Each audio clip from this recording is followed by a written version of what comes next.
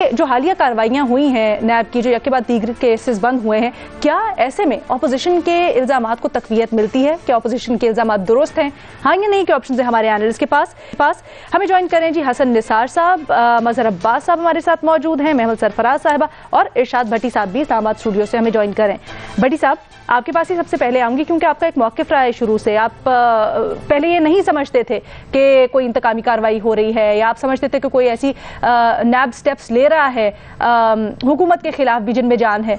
आज जो नैब की जानिब से कार्रवाइयां हो रही हैं और उसके ऊपर जो अपोजिशन मौक़िफ़ अपना रही है, क्या आप अपना स्टांस बदलते?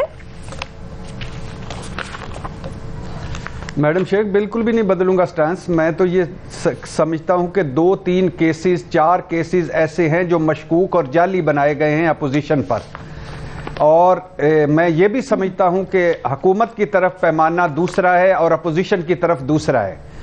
इससे ये साबित नहीं होता कि अपोजिशन से इंतकामी कार्रवाइयाँ, उनको अपना जवाब देना चाहिए। लेकिन जो इमरान खान साहब ने वादा किया था पहली तकरीर में कि एहतसाब घर से होगा, वो पूरा नहीं हो रहा। अक्रॉस द बोर्ड एहतसाब नहीं हो रहा, बिला इम्तियाज एहतसाब नहीं हो रहा। ये 2 केस तो एक अलहदा छोड़ देना, आटा गंदम है, चीनी है, पेट्रोल है, निजी बिजली घर डाके हैं, इनकी रिपोर्टें आ गई हैं, इन पे अभी तक कोई कार्रवाई नहीं हुई। फिर मालूम जब्बा छोड़ दें, चलो हेलीकॉप्टर केस है इमरान खान साहब का, उस पर कोई कार्रवाई नहीं हुई। BRT है, उस पर कोई कार्रवाई नहीं हुई। पंजाब करप्शन कहानियाँ हैं, KP करप्शन है, पेंडोरा लीक्स हैं, उन पर अभी तक कुछ भी नहीं हुआ। बाकी कर्जा कमीशन बना था, वो कुछ नहीं हुआ। ब्राडशीट रिपोर्ट एक आई थी, उस पर कुछ नहीं हुआ। और फिर जुल्फी बुखारी साहब सुना है कि उन पर कोई केस बना था, वो बगैर पेशी के बरी हो गए। उस्मान बुजदार साहब, मदर साहब से माजरत के साथ, उस्मान बुजदार साहब पे शराब लाइसेंस केस और बहुत सारे केसेस थे, इल्जामात थे, उनका क्या हुआ? हलीम आदिल शेख साहब पे 253 एकड़ अराजी केस गैर कानूनी तौर पर फरोख्त करने का, उसका क्या हुआ? नूरुल का इल्जाम है, ये सारे हो सकता है इल्जाम हो, झूठे हों, लेकिन इनका क्या हुआ? नूरुल कादरी साहब की वजारत के एक इमारत कारोबारी शराकतदार को देने पर शिकायत, हाजी इश्तिहारी मुहिम में मुबैना बेज़ाब्तगियाँ, उसका क्या हुआ? गुलाम सरवर साहब का था आमदन से ज्यादा असासाजात, उनका क्या हुआ? डॉक्टर जफर मिर्जा मुबैना बदनवानी, मास स्मगलिंग और अद्वियात बचाने वाली वो के आड़ में भारत से विटामिन और अद्वियात और साल्ट्स की दरामद, उनका क्या हुआ? चलो फैसल वाडा, सबतैन खान, अलीम खान केसेस चल रहे हैं। तो इस तरह ये केसेस। अब आ जाए इस पे कि आमिर कियानी साहब को क्लीन चिट मिल गई। क्या आमिर कियानी साहब को, मेरा एक सवाल है कि जिस तरह अपोजिशन को पकड़ लिया जाता है और इल्ज़ाम लगते ही गिरफ्तार कर लिया जाता है, कि आमिर कियानी साहब, परवेज़ खटक साहब, आज़म खान साहब और महमूद खान साहब जो हैं, क्या इनको पकड़ा गया? इनको कितनी मरतबा नैब में बुलाया गया? चलो आमिर कियानी साहब तो पेश भी 1-2 मरतबा सुना हुआ है, बाकी कितनी दफ़ा आए हैं? तो अब ये आमिर कियानी साहब का है कि वो कह रहे हैं कि एक मौक़िफ़ आ रहा है कि ये शायद खकान अब्बासी की काबीना ने दवाइयों में इजाफा किया था। चलो एक ये हो गया। दूसरा ये आ रहा है कि दवास, आमिर कियानी साहब का कहना यह है कि दवासाज कंपनियों को सुप्रीम कोर्ट की हिदायत के मुताबिक कीमतों में इजाफे की इजाज़त दी थी और वफाकी काबीना में ने भी इस इजाफे की मंजूरी दी थी। अगर ये दोनों बातें थी तो क्या इमरान खान साहब को नहीं पता था? क्या ये बाकी काबीना को नहीं पता था? उनसे वजारत क्यों ली गई? चलो इसको भी छोड़ दें। अब आ जाए इसमें मालम जब्बा में आज़म खान है, महमूद खान है, परवेज़ खटक हैं, और जो पेशावर हाई कोर्ट की हिदायत पर एक कमेटी बनी थी, उस कमेटी ने क्या फरमाया कि आप अगर आपके ऊपर कोई तहकीकात हो रही हैं, कोई इल्जाम लगाए तो आप स्टेप डाउन करें, उसके बाद अपने आप को तहकीकात के लिए पेश करें। चलिए वो एक और इसका पहलू है, इसके ऊपर हम गौर कर सकते हैं। मजहर अब्बास साहब की तरफ मैं आप वाली बात लेके जाना चाहूंगी। ये हम नहीं बोलते मैडम शेख, ये मेरे इमरान खान साहब ने हमें बताया था, ये मेरे वजीर आजम इमरान खान साहब ने हमें बताया था कि स्टेप डाउन करना चाहिए। मगरब में, अमेरिका में, बरतानिया में, मुहज़्ज़ब मुआशरों में ऐसा होता है। हमारी क्या जरूरत? अच्छा हुआ ना, उन्होंने जो कहा वो कर दिखाया था। लेकिन ठीक है जी सर, लेकिन मजहर अब्बास साहब की तरफ यही लेके जाना चाहूंगी। मजहर साहब, crux of the matter is कि जैसे अभी भट्टी साहब आमिर कियानी साहब की बात कर रहे थे, इंक्वायरी इल्जामात के ऊपर स्टार्ट हुई, स्टेप डाउन किया, तहकीकात के लिए पेश हुए, वेल एंड गुड। लेकिन अब जब इंक्वायरी खारिज कर दी गई है, बंद कर दी गई है, क्या तहकीकात हुई? क्योंकि उस वक्त तो इस्टेब्लिश हुआ था ना कि वो गैर फितरी तौर पर प्राइसेस बढ़ी हैं अद्वियात की, आपने भी इसके ऊपर कई दफा बात की है। तो पूरी तरह हमारे सामने चीजें आ भी नहीं रही हैं, और क्यों नहीं आ रही हैं अब जब खारिज करने का फैसला किया है? देखिए, ऑप्शन तो मेरा हाँ का है। बिला इम्तियाज एहतसाब यही तो होता है कि पीटीआई और हुकूमत के लोगों को बिला इम्तियाज क्लीन चिट मिल रही है और अपोजिशन को बिला इम्तियाज गिरफ्तार किया जा रहा है। तो उससे ज्यादा और क्या इंसाफ का तराजू होगा। दोनों तरफ बैलेंस है, एक तरफ इक्विटल है, दूसरी तरफ कन्विक्शंस हैं। ये तो बहुत साफ नजर आ रहा है। आखिर ऐसे ही तो नहीं ये नैब ऑर्डिनेंस आ रहा है, ऐसे ही तो नहीं चेयरमैन नैब को तौसी मिल रही है, ऐसे ही तो नहीं प्रोसिक्यूटर जनरल को तौसी मिल रही है। कुछ तो है ना जिसकी पर्दादारी है। चीज ये है कि जिस अंदाज में, और यही सबसे बड़ा अलमिया है हमारे यहाँ, इसी वजह से इस मुल्क में एहतसाब होता नहीं है, इसी वजह से एहतसाब ना होता है ना नजर आता है, इसीलिए ना इंसाफ नजर आता है ना होता है।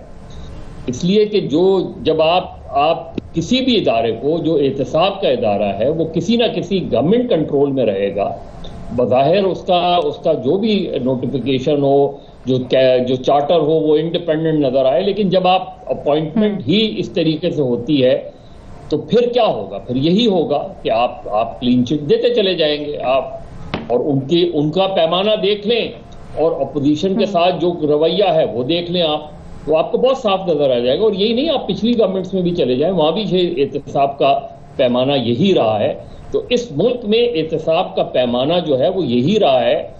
जो हुकूमत वक्त है उसको रिलीफ मिलता है, और जो उस वक्त की ऑपोजिशन है उसको कन्विक्शंस मिलती हैं, जेल में डाला जाता है, पॉलिटिकल मैनूवरिंग होती है, पॉलिटिकल इंजीनियरिंग होती है और वफादारियां तब्दील होती हैं। और वैसे पर्सनल नोट पे इरशाद भट्टी साहब के, अगर उस्मान बुज़दार पे आप गलत केस डालेंगे तो फिर यही होगा। अच्छा, ठीक है जी, जल्दी से भट्टी साहब। 60 सवालों के जवाब में एक सवाल का जवाब भी साईं उस्मान बुज़दार नहीं दे सके थे, और फिर उनको सवालनामा दिया गया था। पता नहीं वो क्या बना उस सवालनामे का भी। अब उस सवाल का जवाब वो क्या देते यार? सवाल मजहर साहब के लिए उन्होंने मक्का में भी दुआ करनी है और मदीना में भी दुआ करनी है। ओके, ठीक है। महमल, आपकी क्या राय है इसके अंदर, और ये बताइएगा अवाम को इससे क्या मैसेज जाता है एहतसाब से मुतल्लिक? देखिए अलीना, मजहर साहब ने भी इसका बहुत अच्छा जवाब दिया और भट्टी साहब ने वैसे जवाब तो बहुत अच्छा दिया, लेकिन उन्होंने ऑप्शन खैर दूसरा लिया है। मैं तो खैर इसको बज़ाहिर तो ये बात बिल्कुल ऑपोजिशन की दुरुस्त लगती है। और देखिए नहीं, भट्टी साहब ने कहा, एक बात तो कही है ना भट्टी साहब ने कि दोहरा मयार है, तो हाँ हो गया। हाँ लीना, लेकिन उन्होंने हमें ऑप्शन जो है वो मैंने कह तो रहे थे कि दूसरा लेना। खैर एनीवे, मैं तो बात ये कर रही हूँ कि देखिए बज़ाहिर बिल्कुल दुरुस्त लगता है, क्योंकि जिस तरह भट्टी साहब ने भी बात की, जिस तरह मजहर साहब ने भी बात की, एक फेयर एंड ट्रांसपेरेंट इंक्वायरी होनी चाहिए थी इन केसेस के, वही प्रोसेस अप्लाई करना चाहिए था जो ऑपोजिशन के केसेस के ऊपर भी किया जाता है। चेयरमैन नैब की हम बेतहाशा इधर जो है इस शो के अंदर हम बात कर चुके हैं कि उनके पास डिस्क्रेशनरी पावर्स थी जो अरेस्ट करने की, और उन्होंने वो पावर्स का इस्तेमाल किया है जब भी ऑपोजिशन के केसेस आते हैं। और जिस तरह भट्टी साहब ने खुद ही अभी गिनवाया है कि वही वाली जो डिस्क्रेशनरी पावर है गिरफ्तारी करने की, वो जो है वो हुकूमती अरकान के ऊपर जो है वो नहीं लागू हुई। तो ये जो बिला इम्तियाज जो क्रॉस द बोर्ड अकाउंटेबिलिटी की बात करते हैं, तो वो तो हमें कहीं नजर नहीं आई। हमें सिर्फ और सिर्फ सिलेक्टिव अकाउंटेबिलिटी नजर आई। ये नजर आया कि अभी जो है वो इंक्वायरी वगैरह मुकम्मल होती नहीं, लोग गिरफ्तार होकर उनको कितने कितने महीने साल जो है उनको जेल में रखा जाता है, और फिर एंड पे उन केसेस से कुछ निकले ना निकले, लेकिन जाहिर बात है एक पूरा का पूरा जो है आपका फ्रीडम आपसे छीन लिया जाता है इतने अरसे के लिए। तो ये इन सारी बातों से तो देखिए बिल्कुल ऐसे ही लगता है कि ऑपोजिशन की बात ठीक है। और अब तो खैर जो अमेंडमेंट्स भी लाई गई हैं वो भी इसी चीज के ऊपर आती है कि हुकूमत जो है वो एक्चुअली ऑपोजिशन से एग्री कर रही है बहुत सारी चीजों के ऊपर, और इसीलिए ये अमेंडमेंट्स लाई गई हैं। कुछ लोग तो खैर ये कहते हैं कि शायद क्योंकि कल को इनके अपने ऊपर आनी थी तो इसलिए, लेकिन उसमें भी मेरा तो ये है कि अगर कोई अच्छी अमेंडमेंट्स, अगर कोई अच्छी चीजें ला रहे हैं तो चले, वो किसी ना किसी हुकूमत ने तो करना है, बेशक अपने आप को बचाने के लिए वैसे, लेकिन देखिए ये जो हुकूमत के केसेस वर्सेस ऑपोजिशन की केसेस, अभी भट्टी साहब ने पूरी लिस्ट गिनवाई, मजहर साहब ने बात की, आपने अपनी इंट्रो में बात की, तो ये आप देख लीजिए कि कितनी लंबी लिस्ट है कि हुकूमत के साथ क्या रवैया रहा और ऑपोजिशन के साथ क्या रवैया रहा, और ये चेयरमैन नैब सियासी तौर पे इसके क्या असर देख रही हैं महमूद?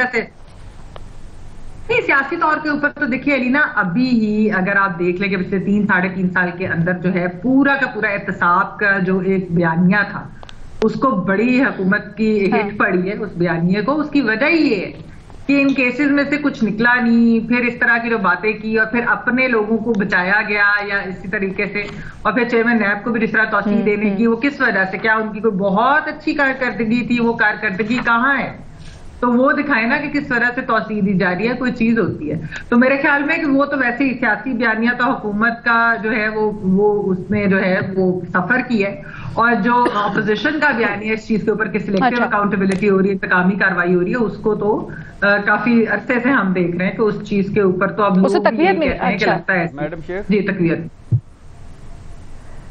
भट्टी साहब स्ट्रांग हुए ऑपोजिशन का बयानिया, उनको एज हासिल हुए इन सारी कार्रवाइयों की वजह से या हुकूमती रवैये की वजह से जल्दी से? नहीं मैडम शेख, ये नहीं है, ये छोटा इशू है। हर दौर की अपोजिशन रोती रहती है, हर दौर की हुकूमत ऐसे काम करती रहती है। ये छोटा इशू है। डंट पड़ा इमरान खान साहब को। सबसे बड़े दो नारे थे, रिफॉर्म्स एंड इत्साब, बिला इम्तियाज इत्साब। तो इमरान खान साहब की को डंट पड़ा, रिफॉर्म्स हो नहीं सकी, बिला इम्तियाज इत्साब कर नहीं पा रहे, या वो बिला इम्तियाज इत्साब वो उसमें वो डंडी मार गए। ये पड़ा सर, उनको डेंट पड़ा है तो ये जो स्पेस है ये कोई कैश तो करेगा ना। हाँ। और जब आप रियासत मदीना की बात करते हैं, जब आप मगरब बरतानिया अमेरिका की बात करते हैं, जब आप दूसरों से एक इखलाकी मयार आप मुकर्रर करते हैं और फिर उस पर आप पूरा नहीं उतरते, तो डंट उस पे पड़ा है। और दो जुमले मैडम शेख कि ये जो आप देखें ना कि ये मारम जब्बा में है। अब उन्होंने कहा कि जी प्राइवेट ग्रुप को जमीन की लीज जो है 15 से 30 साल 35 साल कर दी। ये केपी काबीना ने मंजूरी दी। अब देखें केपी काबीना ने मंजूरी दी, ये पहले क्यों नहीं सामने आया? ये क्या? अच्छा, दूसरा, प्राइवेट ग्रुप के पास रिजॉर्ट चलाने का तजर्बा सलाहियत नहीं थी।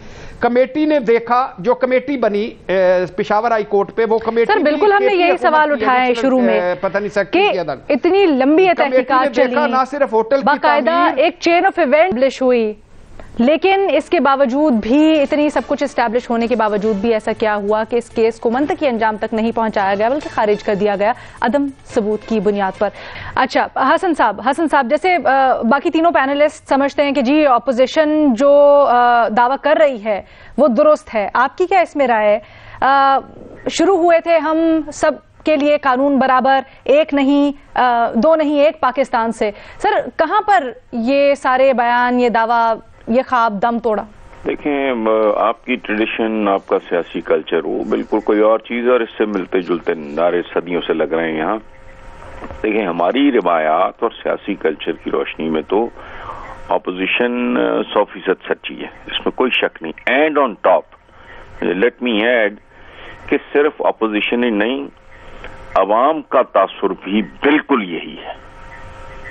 ऑपोजिशन तो छोड़े ना जी, वो उनका तो कारोबार है, उनका तो धंधा ही है। कॉमन मैन ऑल्सो वो भी इन्हीं लाइंस पे सोचने लग गए हैं। तो जो पैनलिस्ट हैं, तो जाहिर है मैं उनको शौकिया तो इख्तलाफ नहीं करना, बिल्कुल ठीक कह रहे हैं जी। ठीक है जी, तो हमारा पूरा पैनल इसके ऊपर यूनानिमसली समझता है कि जी ऑपोजिशन जो दावा है नैब की रीसेंट कार्रवाइयों के नतीजे में वो बिल्कुल दुरुस्त कर रही है। और हसन निसार साहब बढ़ के यहाँ तक कहते हैं कि जनाब ये ना सिर्फ ऑपोजिशन का दावा है, बल्कि अब अवामी रद्द अमल में तब्दील होने शुरू हो गया है। अवाम भी यही समझती है कि शायद इंतकामी कार्रवाइयाँ हो रही हैं।